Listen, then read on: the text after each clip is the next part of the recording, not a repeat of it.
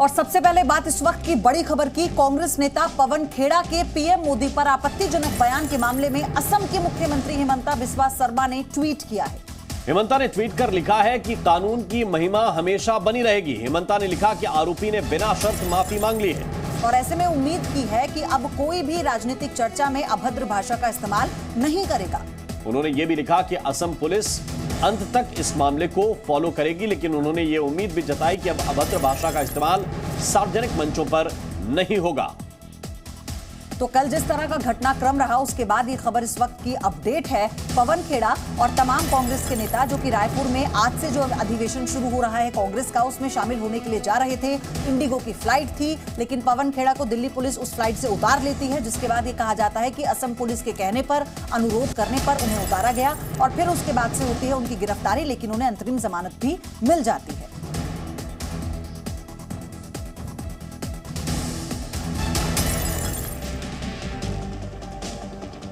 उधर दिल्ली एमसीडी में standing committee के चुनाव से पहले आम आदमी पार्टी को बड़ा झटका लगा है। आम आदमी पार्टी के एक पार्षद बीजेपी में शामिल हो गए हैं। बवाना बोर्ड से पार्षद पवन सहरावत ने आज बीजेपी का दामन थाम लिया। पवन ने आम आदमी पार्टी पर बड़ा आरोप लगाते हुए कहा कि पार्टी में भ्रष्टाचार जोरों पर है।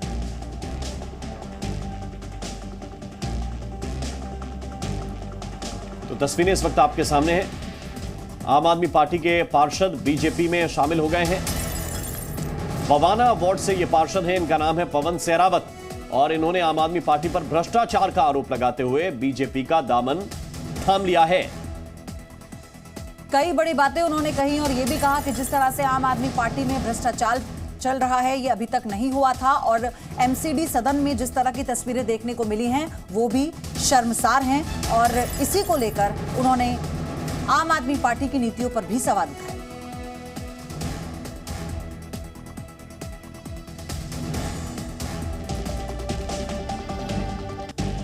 दिल्ली में एमसीडी चुनाव को लेकर हंगामे का दौर जारी है। सुप्रीम कोर्ट के आदेश के बाद बुधवार एमसीडी के मेयर और डिप्टी मेयर के चुनाव तो संपन्न हो गए, लेकिन स्टैंडिंग कमेटी के 6 सदस्यों के चुनाव को लेकर मसला अभी भी लटका हुआ है। एमसीडी की नवनिर्वाचित मेयर शैली ओबराय ने आज सदन की बैठक बुलाई है, जिसमें स्टैंडिंग कमेटी के 6 सदस्यों का चुनाव संपन्न कराने की कोशिश एक बार फिर से की जाएगी। तो 3 तस्वीरें आप देख सकते हैं कि किस तरह सुप्रीम कोर्ट के फैसले के बाद भी एमसीडी में संग्राम जारी है। 22 फरवरी को आखिरकार एमसीडी चुनाव के 80 दिन बाद दिल्ली को मेयर मिल गई।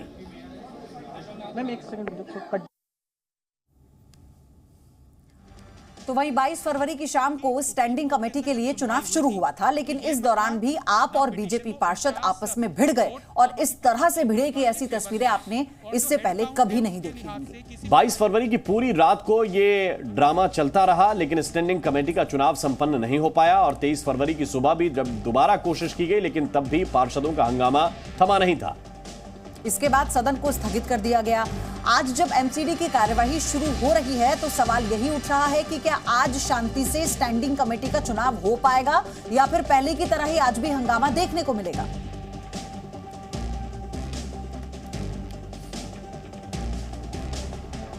और आइए अब आपको 2 तस्वीरों के जरिए दिखाते हैं कि कैसे पहले मेयर के चुनाव को लेकर दिल्ली एमसीडी में जमकर हंगामा हुआ। 6 जनवरी, 24 जनवरी और फिर 6 फरवरी। ये तस्वीरें जरा देखिए, 3 बार मेयर का चुनाव टला था। और वहीं दूसरी तस्वीर स्टैंडिंग कमेटी के चुनाव को लेकर हो रहे संग्राम की है। 22 फरवरी की शाम से शुरू हुआ ये ड्रामा 23 फरवरी की सुबह तक चलता रहा। करीब 12 घंटे तक आप और बीजेपी का दंगल यूं ही चलता रहा। अब देखना होगा कि आज स्टैंडिंग कमेटी का चुनाव हो भी पाता है या नहीं हो पाता है। उससे पहले हमने आपको बताया कि आम आदमी पार्टी के एक पार्षद ने उनका दामन थामकर बीजेपी का दामन थाम लिया। बलराम पांडे जुड़ चुके हैं हमारे साथ इस खबर पर। बलराम, आज की आपको तस्वीर क्या कहती है? आज हो पाएगा ये चुनाव? देखिए, महापौर की तरफ से पूरी कोशिश की जा रही है कि आज जो स्टैंडिंग कमेटी के 6 सदस्यों का चुनाव है वो संपन्न हो और इसको लेकर के आज सदन के अंदर जो सुरक्षा व्यवस्था है वो बढ़ाई गई है। भारी संख्या में दिल्ली पुलिस के जवान इस वक्त सदन के अंदर मौजूद हैं। हम सीधे तस्वीरों के माध्यम से आपको बताएंगे कि किस तरीके से सदन की कार्रवाई आज करते हैं।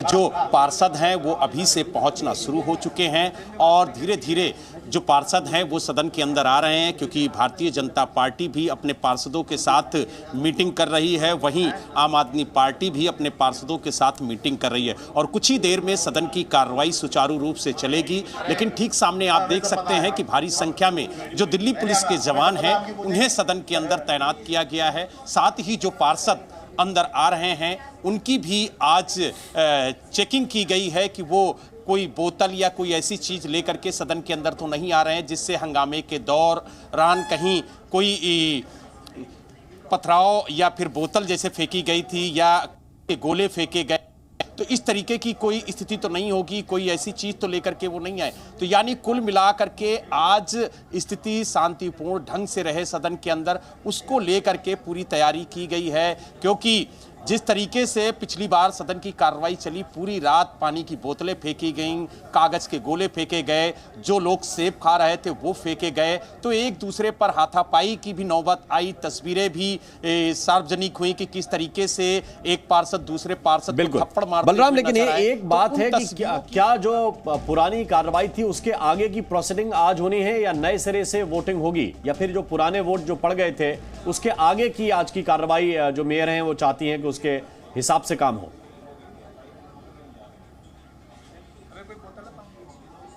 देखिए, जो नगर निगम सचिव हैं उन्होंने महापौर से सिफारिश की है कि जो बैलेट पेपर थे उन्हें फाड़ दिया गया है, लिहाजा जो लगभग 47 वोट पड़े हुए हैं उन्हें निरस्त किया जाए और पुनः फिर से वोटिंग कराई जाए, क्योंकि वो बैलेट पेपर पर्याप्त नहीं है। जितने वोटिंग के लिए बैलेट पेपर होने चाहिए थे उतने बैलेट पेपर थे, लेकिन कल जिस तरीके से जो बीजेपी के पार्षद थे अमित नागपाल, उन्होंने बैलेट पेपर को फाड़ा था, बैलेट बॉक्स को फेंका था, तो उसको लेकर के उनके खिलाफ भी आज कार्रवाई का ऐलान होगा। क्योंकि महापौर ने कहा था कि जब अगली बैठक होगी तो जो बीजेपी की मेयर प्रत्याशी थी रेखा गुप्ता, उनके खिलाफ कार्रवाई की जाएगी, साथ ही अमित नागपाल के खिलाफ भी कार्रवाई की जाएगी। तो इन दोनों पार्षदों के खिलाफ किस तरीके की कार्रवाई आज होगी इसका भी ऐलान महापौर करेंगे। लेकिन अब देखने वाली बात यह होगी कि जिन पार्षदों ने वोट कर दिया है क्या उनके वोट निरस्त होते हैं, और इसी बात की तो मांग की जा रही है कि सीक्रेसी नहीं बरती गई थी बलराम, इसी को लेकर पूरा हंगामा था और इसलिए जो वोट पड़ चुके हैं उन्हें निरस्त किया जाए। आज ये कैसे संपन्न होती है पूरी प्रक्रिया, ये देखने वाली बात होगी। आपका धन्यवाद हमारे साथ जुड़ने के लिए। और इस मामले को लेकर आतिशी जो आम आदमी पार्टी की नेता है उन्होंने क्या कहा है, उनकी बात आपको सुनाते हैं। देखिए, मैं तो भारतीय जनता पार्टी के सामने हाथ जोड़ के अपील कर रही हूँ कि दिल्ली की जनता के जनादेश को स्वीकार करिए। आपने 15 साल एमसीडी में सरकार चलाई, लेकिन उसके बाद दिल्ली की जनता ने आपको निकाल के बाहर फेंक दिया। आम आदमी पार्टी को भारी बहुमत से जिता के भेजा है। ये क्या तरीका है? आप चुनाव नहीं जीते तो दूसरी पार्टी की सरकार नहीं बनने देंगे। आज ये एमसीडी में कर रहे हैं, कल किसी राज्य में कर सकते हैं, फिर पार्लियामेंट में कर सकते हैं कि अगर उनकी बहुमत नहीं आई तो वो कोई सरकार ही नहीं बनने देंगे। लोकतंत्र में जनता का जनादेश सराखों पर होना चाहिए। आगे बढ़ेंगे, अगली बड़ी खबर। पंजाब के अमृतसर में एक खालिस्तान समर्थक संगठन ने जमकर उपद्रव किया है। तलवार, भालों और बंदूकों से लैस हजारों की भीड़ ने थाने पर कब्जा कर लिया। हैरान करने वाली खबर तो यह है कि थाने पर हमले के बाद पंजाब पुलिस बैकफुट पर नजर आ रही है और इसीलिए आज खालिस्तानी नेता लवप्रीत सिंह को रिहा करने का भरोसा इन्हें दिया गया है। जरा देखिए तस्वीरें, किस तरह के हालात बने थे। ये थाने के पास की तस्वीरें हैं और थाने के सामने किस तरह से, ये देखिए थाने के अंदर जाकर ये जो खालिस्तान समर्थक हैं वो हंगामा करते हुए नजर आए। कल की ये तस्वीर, और इस तस्वीर ने कानून व्यवस्था को लेकर कई सवाल खड़े कर दिए। कैसे बड़ी संख्या में ये हुजूम आता है। अमृतपाल और उनके समर्थकों का हाथ में डंडे थे, बंदूकें थी, तलवारें लहराते हुए आते हैं और पुलिस मानो उन्हें रास्ता दे देती है। पुलिस बल की संख्या कम थी, वो भी तब जब पहले से ये जानकारी थी कि इस तरह से सुनियोजित प्रदर्शन किया जा सकता है। लेकिन थाने पर कब्जा किया गया, बैरिकेडिंग्स को तोड़ दिया गया और उसके बाद थाने से ऐलान किया गया कि अगर पर्चा यानी जिसमें एफआईआर में जो समर्थकों के नाम है वो रद्द नहीं किया गया तो यहीं पर धरना दिया जाएगा। और उसके बावजूद भी आप देखिए कि अब ये सवाल उठ रहा है कि क्या पंजाब सरकार झुक गई है, घुटने टेक दिए गए हैं, क्योंकि कल जो हुआ उसके बाद तो यही लगता है। तो ये प्रदर्शन जरा देखिए किस तरह से ये प्रदर्शन किया गया था और इस प्रदर्शन के बाद हैरानी की बात यह है कि पंजाब की पुलिस बैकफुट पर है और अब पंजाब पुलिस ये कह रही है कि चूंकि हमें ऐसे एविडेंस दिखाए गए कि जो आरोपी हमने गिरफ्तार किया था वो घटनास्थल पर नहीं था और इसीलिए हम उसको अब रिहा कर रहे हैं। इस मामले में जांच आगे भी जारी रहेगी। लेकिन सच्चाई क्या है? सच्चाई दरअसल ये तस्वीरें हैं कि प्रदर्शन इस तरह का था और एक तरह से इतना हिंसक था कि पंजाब पुलिस पीछे हटने पर मजबूर हुई है और ये दो तस्वीरें आपको इस वक्त हम दिखा रहे हैं। अमृतसर के अजनाला पुलिस थाने में गुरुवार को खालिस्तानी समर्थकों ने धावा बोल दिया। वारिस पंजाब डे के चीफ अमृतपाल सिंह ने अपने करीबी लवप्रीत की गिरफ्तारी का विरोध करते हुए पंजाब पुलिस को धमकी दी।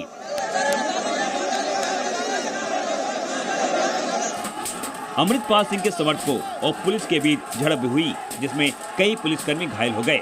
अमृतपाल के समर्थक अपने साथी लवप्रीत तूफान को रिहा करने और एफआईआर रद्द करने की मांग कर रहे थे। अमृतपाल के समर्थकों ने अजनाला थाने को घेर कर कब्जा कर लिया। शाम तक ये उपद्रव चलता रहा जिसके बाद पंजाब पुलिस बैकफुट पर आ गई। अमृतपाल सिंह के समर्थकों की मांगों के आगे झुकते हुए पुलिस ने गुरुवार की घटना का केस न दर्ज करने का भरोसा दिया है। दरअसल एक युवक से मारपीट के आरोप में अमृतपाल सिंह के करीबी लवप्रीत तूफान सिंह को पुलिस ने गिरफ्तार किया था।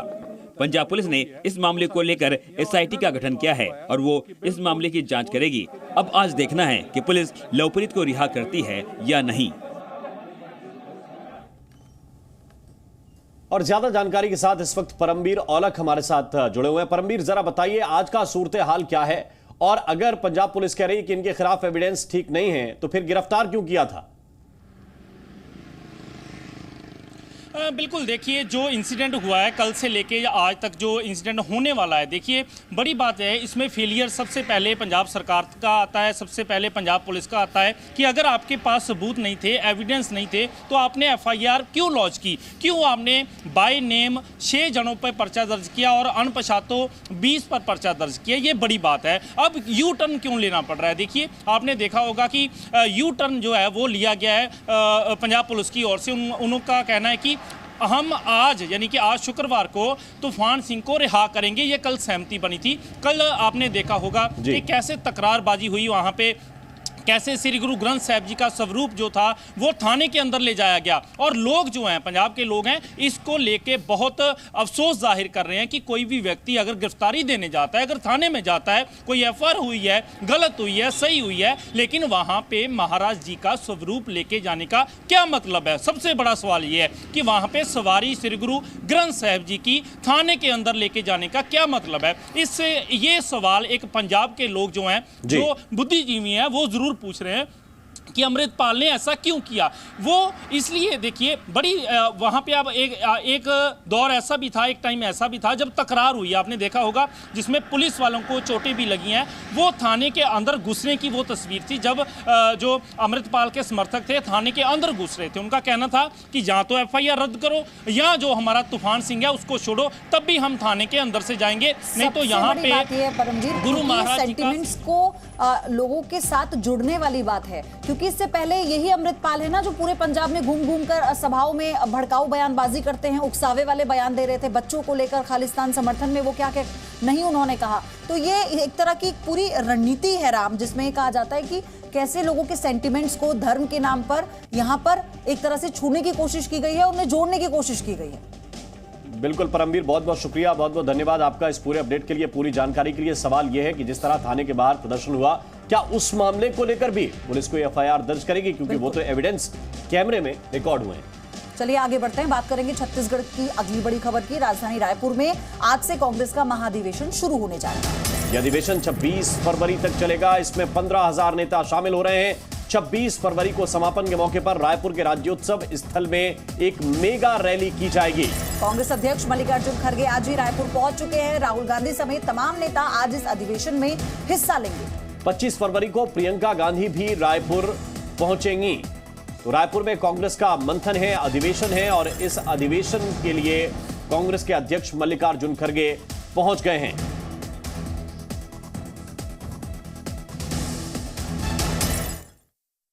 छत्तीसगढ़ में आज से कांग्रेस का अधिवेशन शुरू हो रहा है।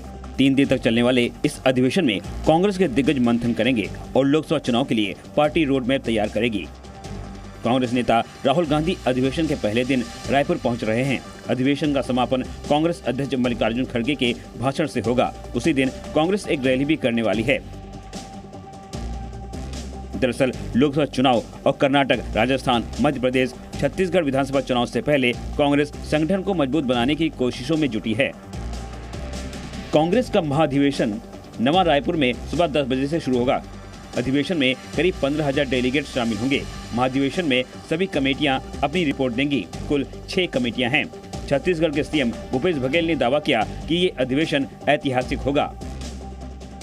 इसमें अड़चने भी खूब डालने की कोशिश कर रहे हैं, लेकिन हम लोगों के इरादे बहुत पक्के हैं और निश्चित रूप से कामयाब होंगे सबके सहयोग। तो कांग्रेस का ये जो महाधिवेशन है ये कितना महत्वपूर्ण है और इसमें क्या क्या खास है, ये हम आपको एक एक करके विस्तार से बताते हैं। ये कांग्रेस पार्टी का 85वां अधिवेशन है और काफी महत्वपूर्ण माना जा रहा है और ये 3 दिनों तक चलेगा। इसमें तमाम दिग्गज शामिल हैं और इसे आने वाले चुनाव के लिहाज से बहुत महत्वपूर्ण माना जा रहा है। और साथ ही आपको ये भी बता दें कि 788 प्रतिनिधि हैं इसमें जो हिस्सा लेंगे। इसमें राहुल गांधी शामिल हो रहे हैं, प्रियंका गांधी इसमें शामिल होंगी और भी तमाम जो दिग्गज नेता हैं कांग्रेस पार्टी के जो सीनियर लीडरशिप है वो इसमें आपको मंच पर नजर आएगी। तमाम पार्टी के जो पदाधिकारी हैं वो भी इस अधिवेशन में शामिल होंगे और अधिवेशन विशेष रूप से आगे की रूपरेखा, पार्टी की आगे की रणनीति तय कहीं ना कहीं करता है। और सबसे बड़ी बात यह है कि कल जिस तरह से पवन खेड़ा को लेकर जो हंगामा हुआ है, तमाम बातें हुई हैं, उसके बाद अब कांग्रेस भी आक्रामक नजर आ रही है। विशाल पांडे हमारे सहयोगी हमारे साथ जुड़ चुके हैं। विशाल, आज का ये अधिवेशन जो इसकी शुरुआत हो रही है कई मायनों में खास है, लेकिन कल जो कुछ भी हुआ उसके बाद अब आप किस तरह की तस्वीर वहां पर देख रहे हैं, क्या स्ट्रैटेजी आप भाप पाए हैं? देखिए, यहाँ पर कांग्रेस का 3 दिवसीय महाअधिवेशन शुरू हो चुका है और सुबह 10 बजे से यहाँ पर स्टीयरिंग कमेटी की बैठक मल्लिकार्जुन खड़गे के नेतृत्व में भी शुरू हो चुकी है। स्टीयरिंग कमेटी में जो भी सदस्य हैं, जो पहले CWC में हुआ करते थे, वो सारे सदस्य इस वक्त इस बैठक में मौजूद हैं। हालांकि अभी सोनिया, राहुल और प्रियंका यहाँ पर नहीं पहुंचे हैं। सोनिया गांधी और राहुल गांधी आज दोपहर बाद रायपुर पहुंच सकते हैं। आने वाले जो दूसरे सत्र हैं उसमें वो शामिल होंगे। अगर देखा जाए तो 2024 के लोकसभा चुनाव से पहले ये कांग्रेस का महामंथन है। इसके अलावा इसी साल क्योंकि छत्तीसगढ़, राजस्थान जैसे राज्यों में चुनाव भी होने हैं जहां पर कांग्रेस की सरकार है, तो इन तमाम मुद्दों पर चर्चा होगी कि कैसे इन राज्यों में जहां पर चुनाव होने हैं वहां पर कांग्रेस की रणनीति क्या रहने वाली है और 2024 के लोकसभा चुनाव को लेकर कांग्रेस की रणनीति कैसी रहेगी, इस पर भी इस 3 दिन के दौरान चर्चा होगी। इसके अलावा कांग्रेस के सामने सबसे बड़ी चुनौती यह है कि कई राज्यों में जो क्षेत्रीय दल है जो बीजेपी के खिलाफ लड़ाई लड़ रहे हैं वो कांग्रेस के साथ आते हुए दिखाई नहीं दे रहे हैं। कैसे एक जो गठबंधन की बात की जा रही थी कि देश स्तर पर एक बड़ा गठबंधन 2024 के चुनाव से पहले बनाया जाएगा, उसका क्या फॉर्मूला होगा, इन तमाम मुद्दों पर यहां चर्चा होगी 3 दिनों तक। फिलहाल स्टीयरिंग कमेटी की बैठक आज शुरू हुई है। कई प्रस्ताव भी इन 3 दिनों के दौरान पास किए जाएंगे। बहुत बहुत शुक्रिया, बहुत बहुत धन्यवाद विशाल पांडे आपका इस पूरे अपडेट के लिए।